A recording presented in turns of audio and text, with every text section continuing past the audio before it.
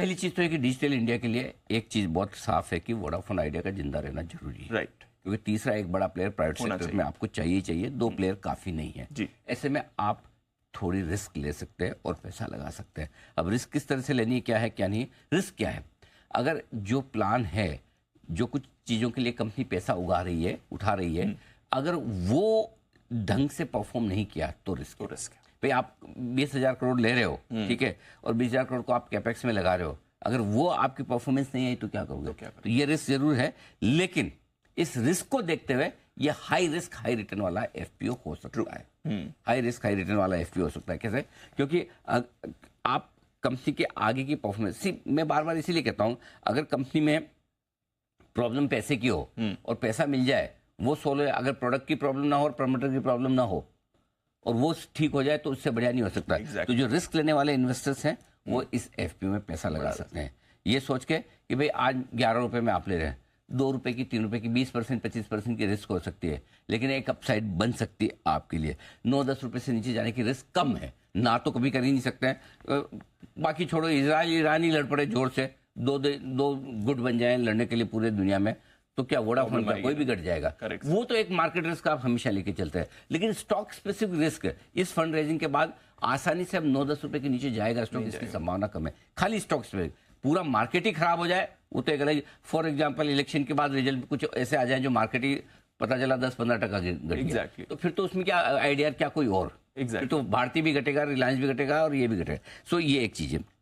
अगर सब कुछ ठीक रहा और जो कंपनी परफॉर्मेंस की उम्मीद कर रही है, तो हो सकता है ये स्टॉक अगले 3 से 5 साल में 2 से 3 गुना हो जाए। ये इंपॉर्टेंट चीज है। रिस्क रिवॉर्ड रेशियो बड़ा फेवरेबल है, बहुत बड़ा फेवरेट। दीप, अगले 3 से 5 साल में 3 गुना होने के लिए क्या चाहिए बताइए? पहली चीज, जो कैपेक्स से कर रहे हैं उसका रिजल्ट आना चाहिए। दूसरा, कस्टमर बेस घटना बंद होना चाहिए, शुरू होना चाहिए।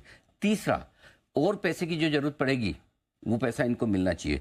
चौथा, सरकार की तरफ से जो कर्ज है और एजीआर के ड्यूज हैं, या तो उसमें थोड़ी रिलीफ मिले, एमनेस्टी मिले, या उसको इक्विटी में कन्वर्ट करें। तो बहुत सारे इफ एंड बट हैं। अगर ये 4-5 चीजें हो जाती है तो स्टॉक 3 गुना भी हो सकता है आराम से, क्योंकि देखिए या तो ये 50 हो जाए या 5 हो जाए। करेक्ट, वही होगा। तो आप वो सोच के लगाइए। तो इसलिए आपको एफपीओ में पैसा लगाना चाहिए, और चूंकि एफपीओ में 11 रुपए में मिल रहा, तो मैं आपको साफ साफ राय ये दूंगा कि बजाय मार्केट में आप 13, 13.25, 13.5 में खरीदें, 11 रुपए में आप एफपीओ में खरीदिए, ज्यादा बढ़िया है। एक चीज और है, एक बार चाहे तो आप शॉर्ट टर्म के लिहाज से, मीडियम टर्म के लिहाज, शॉर्ट टर्म तो नहीं, मीडियम टर्म के लिहाज से आप 16-18 रुपए के आसपास के टारगेट रख सकते हैं। राइट, 15 से 18 के बीच में, जहां भी आपको ठीक लगे।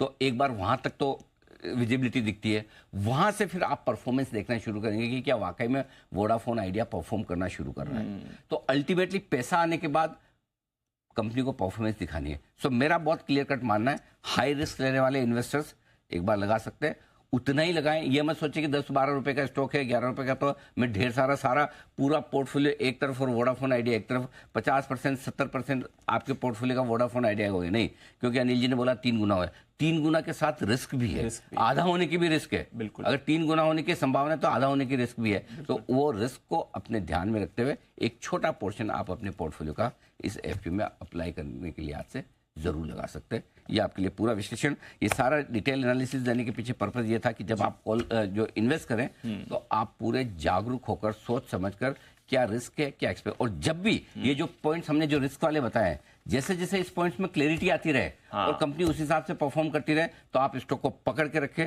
और अपना टारगेट बढ़ाते चले। और अगर कहीं वहां पे मामला ढीला दिखे तो फिर समझ जाना सावधान। बस दोनों तरफ से दोनों ऑफकोर्स, कंपनी कल क्या करेगी हमें थोड़ी पता है। हम तो ये सारी सिचुएशन बता के आपके सामने रख रहे हैं।